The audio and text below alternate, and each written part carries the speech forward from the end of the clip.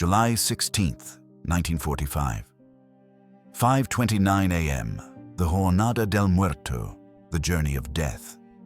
A steel tower rises 100 feet into the pre-dawn darkness of the New Mexico desert. At its top, a sphere of dull gray metal. Scientists call it the Gadget. 10,000 yards away, in a concrete bunker, J. Robert Oppenheimer removes his sunglasses. He puts them back on. He removes them again. His hands shake. He has lost 15 pounds in 3 months. He chain smokes. He barely sleeps. Around him, 425 men wait in silence. The countdown reaches 0. A light brighter than 1,000 suns fills the valley. For 0.016 seconds, the world is only light. The fireball expands. 200 feet across in less than a heartbeat. The steel tower, 100 feet tall, 200 tons of steel, vaporizes. Gone. Not collapsed. Not melted. Erased. The temperature at the center exceeds 100 million degrees Fahrenheit. The desert sand beneath becomes glass. Soft X-rays ignite the air itself. A wave of purple spreads outward, then orange, then white, then gold. The mushroom cloud begins its climb toward 40,000 feet. 10 miles away, men lying flat on the ground feel the heat through their clothes. The light is so bright it burns through closed eyelids. Then, silence. 2 full seconds of silence. The shock wave is traveling. When it arrives, the roar is like the splitting of the earth. Mountains 10 miles distant echo back the sound. The concrete bunker shakes. Dust falls from the ceiling. The ground surges like water. Kenneth Bainbridge gets to his feet. He has spent 2 years preparing for this moment. 2 years of calculations, equipment tests, miles of wiring buried in the desert. For months, he lived in an abandoned ranch house near the test site, working alone in the heat and dust. He knew that if the test failed, he would have to walk back to that tower and discover why. Now it has succeeded beyond prediction. He walks to Oppenheimer. His voice is quiet. Now we are all sons of bitches. Oppenheimer stares at the mushroom cloud. It worked. 300 miles south, in the village of Tularosa, a woman wakes to her house shaking. She thinks it is an earthquake. She gathers her children and prays. Outside, the northern horizon glows orange. Later that morning, she hangs wet bed sheets outside to cool the house. By evening, they're covered in fine gray ash. She rinses them. The ash returns. She rinses them again. For days, the ash keeps falling. No one tells her what it is. No one warns her not to touch it, not to breathe it, not to let her children play in it. 40 miles north of Ground Zero, Barbara Kent and her friends see white flakes drifting down from a massive cloud. They think it is snow. They catch it on their tongues. They press it to their faces. But the flakes are hot. It is July. Why is the snow hot? They do not understand. In the pastures near Carrizozo, cattle collapse. Their hides are burned. Some are blinded. Ranchers find them lying in the fields, breathing heavily, eyes white and clouded. No one evacuates these people. No one will. For 75 years. July 16th, 1945. 6 a.m. The scientists emerge from the bunkers. They drive toward Ground Zero but cannot approach. The radiation is too high. Where the tower stood, a crater, 5 feet deep, 30 feet wide. In an 800-yard radius around it, the sand has become glass, green glass. Later, they will call it Trinitite. Physicist Enrico Fermi tears a sheet of paper into small pieces. As the shockwave passed minutes earlier, he dropped them and watched how far they blew. He calculates in his head. Approximately 10 kilotons. He is off by half. But his method works. He says nothing afterward. General Leslie Groves, director of the Manhattan Project, is satisfied. The plutonium implosion design functions. The bomb destined for Nagasaki will use this exact method. The mission is complete. But Kenneth Bainbridge's words hang in the air. Now we are all sons of bitches. To understand what happened in Oppenheimer's mind that morning, you must go back further, to Berkeley, to long winter evenings in Professor Arthur Ryder's home, learning Sanskrit, to October 7th, 1933, when Oppenheimer wrote to his brother Frank. I've been reading the Gita with two other Sanskritists, the Bhagavad Gita, a 700-verse Hindu scripture, written sometime between 400 BCE and 200 BCE. Oppenheimer called it the most beautiful philosophical song existing in any known tongue. He gave copies to friends. He kept one on his bookshelf at Los Alamos. It would become one of only two personal objects preserved by the laboratory. The other was his office chair. The Gita tells of Prince Arjuna, standing on a battlefield. He faces an army that includes his kinsmen, his teachers, his friends. He does not want to fight. Then Krishna, an avatar of Vishnu disguised as his charioteer, reveals his true divine form. In this moment, Krishna speaks of duty, of dharma, of the necessity of action even when it brings suffering. He tells Arjuna that death is not the end, that the outcome of the battle is already determined, that Arjuna must fulfill his duty regardless of personal anguish. For Oppenheimer, the Gita offered a framework for moral complexity, a way to understand righteous action even when the outcome is terrible. When President Roosevelt died in April 1945, Oppenheimer gave the eulogy at Los Alamos. He quoted his own translation. Man is a creature whose substance is faith. What his faith is, he is. July 16th, 1945. 5:33 a.m., 4 minutes after detonation. Oppenheimer stands outside the bunker. The mushroom cloud continues to rise. Physicist Isidore Rabi watches him carefully. Years later, Rabi will recall, "I'll never forget his walk. I'll never forget the way he stepped out of the car. His walk was like high noon, like Gary Cooper in High Noon." Some scientists laugh nervously. Some cry.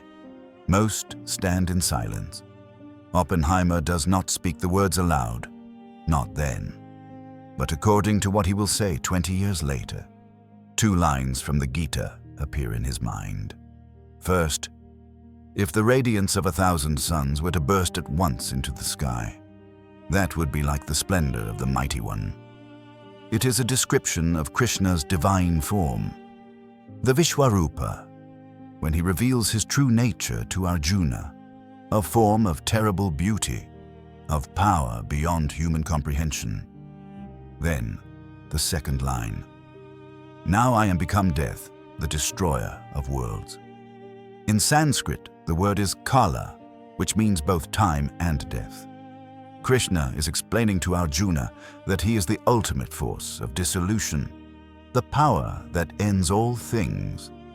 In context, it is not a threat, it is revelation.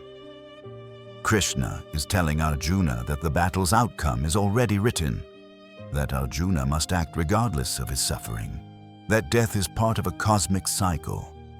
Oppenheimer knew this context intimately, but standing in that desert, watching the cloud climb toward the stratosphere, the line takes on a different meaning. What was Oppenheimer actually saying when he later recalled these words? The common interpretation is hubris, that he felt he had become death incarnate, that he had unleashed apocalypse. But this misunderstands both Oppenheimer and the Gita. He was not claiming to be death. He was recognizing that humanity, not just himself, but the entire species, had crossed a threshold. They had accessed a force that until now existed only in stars, only in cosmic events, supernovas, asteroid impacts. the death of solar systems. Humanity had become capable of ending itself. Kenneth Bainbridge understood this in his own way. 21 years later, in 1966, he wrote to Oppenheimer explaining his "sons of bitches" remark. "I was saying that we had all worked hard to complete a weapon which would shorten the war, but posterity would not consider that phase and would judge the effort as the creation of an unspeakable weapon by unfeeling people." Oppenheimer wrote back, "We do not have to explain them to anyone." But Oppenheimer did not share his own thoughts publicly, not for 20 years. 1965. NBC produces a documentary, The Decision to Drop the Bomb. They film an interview with J. Robert Oppenheimer. He is 61 years old. He looks older. In 1954, the Atomic Energy Commission revoked his security clearance. They accused him of disloyalty, of past associations with communists, of opposing the hydrogen bomb. The hearing destroyed him. Many considered it political persecution. He continued working at the IDA Institute for Advanced Study in Princeton, but his influence was gone. Now he is ill. He smokes constantly. In 2 years, he will be dead from throat cancer. The camera focuses on his face. Black and white film, grainy. He speaks slowly. "We knew the world would not be the same." A pause. A few people laughed. A few people cried. Most people were silent. Another pause. Longer. I remembered the line from the Hindu scripture, the Bhagavad Gita. Vishnu is trying to persuade the prince that he should do his duty, and, to impress him, takes on his multi-armed form and says, his voice drops, "Now I am become death, the destroyer of worlds." A beat. I suppose we all thought that, one way or another. The footage is haunting. His delivery is matter-of-fact, but his eyes carry 20 years of weight. The silence at the end stretches. Behind it, the foreknowledge of what came after Trinity, Hiroshima, Nagasaki, the Cold War, the arms race, the constant shadow of annihilation. This is when he spoke the words, not in 1945, 20 years later. The truth about Oppenheimer's immediate reaction is simpler. He was relieved. The implosion method worked. Years of calculations, months of assembly, the constant fear of failure, vindicated. He congratulated his team. He shook hands. But beneath the relief, something else grew. By August 6th, 1945, when Little Boy detonated over Hiroshima, that something had grown larger. By August 9th, when Fat Man destroyed Nagasaki, it became undeniable. Oppenheimer began lobbying for international control of nuclear weapons. In 1949, he opposed development of the hydrogen bomb. He argued that the atomic bomb had been necessary to end the war, but that pursuing ever greater destructive power was madness. His opposition made him enemies. Powerful enemies. In government, in the military, among scientists who wanted to continue the work. They questioned his loyalty. They used his past against him. They destroyed his career. The man who led the Manhattan Project became a pariah, but he never recanted. July 16th, 1945. 8 a.m. The sun rises over the Jornada del Muerto. The mushroom cloud has dissipated. The scientists pack their instruments. They collect samples of green glass. They photograph the crater. General Groves writes his report. The test exceeded all expectations. Yield, approximately 21 kilotons of TNT. The weapon is ready. In 3 weeks, the Enola Gay will carry Little Boy to Hiroshima. 3 days after that, Boxcar will deliver Fat Man to Nagasaki. The war will end. 130,000 people will die in the initial blasts. Tens of thousands more from radiation in the months and years after. But in the New Mexico desert on this morning, That future is not yet written. The scientists drive back to Los Alamos. Some sleep. Some drink. Some sit in silence. Oppenheimer returns to his office. He does not sleep. He chain smokes. He stares at the bookshelf where his copy of the Bhagavad Gita sits. He does not open it. 1946. Oppenheimer testifies before Congress. He advocates for international control of atomic energy. He argues that secrecy will not protect America, that other nations will develop the bomb within years. He is right. 1949. The Soviet Union detonates its first atomic weapon. The arms race begins. By 1952, the United States tests the first hydrogen bomb, 1,000 times more powerful than the bombs dropped on Japan. Oppenheimer had opposed its development. He called it a weapon of genocide. He lost that fight.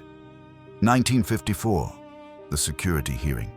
1967, throat cancer. He dies at 62.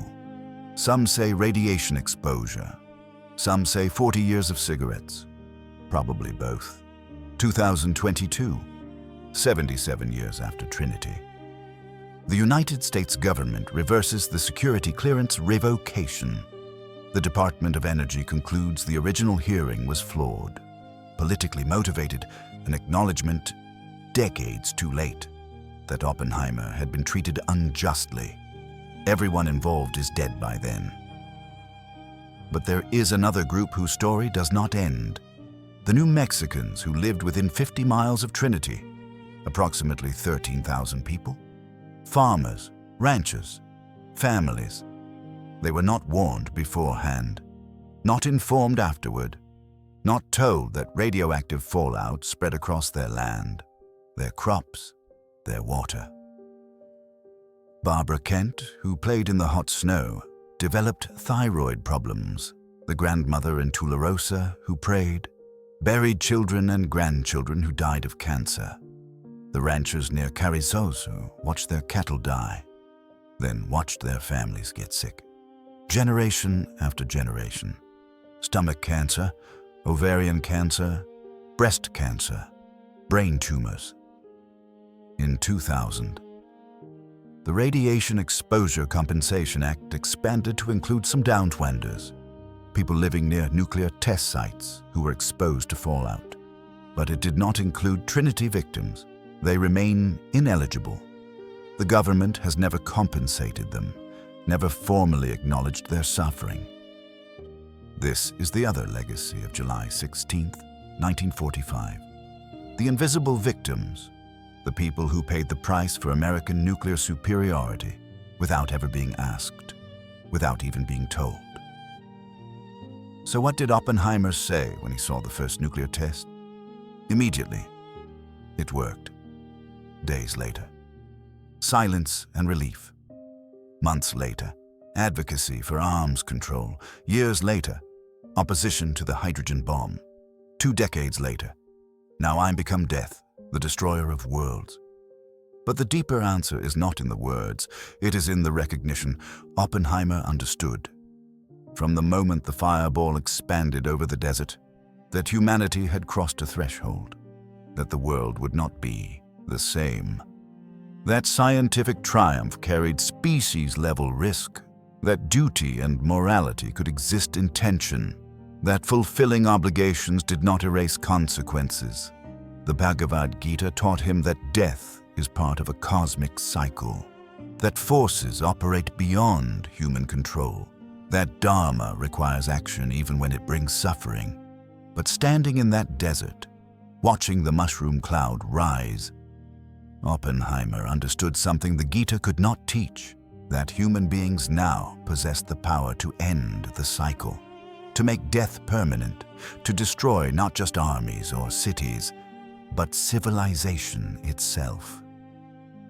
In the Gita, Krishna tells Arjuna the battle's outcome is predetermined by fate, but the outcome of the nuclear age is not predetermined. It is written every day. Every day we do not use these weapons is a choice. Every treaty signed, every bomb dismantled, every effort toward disarmament. Each one is a decision to step back from the edge. Oppenheimer knew this. Bainbridge knew this. The scientists at Trinity knew this.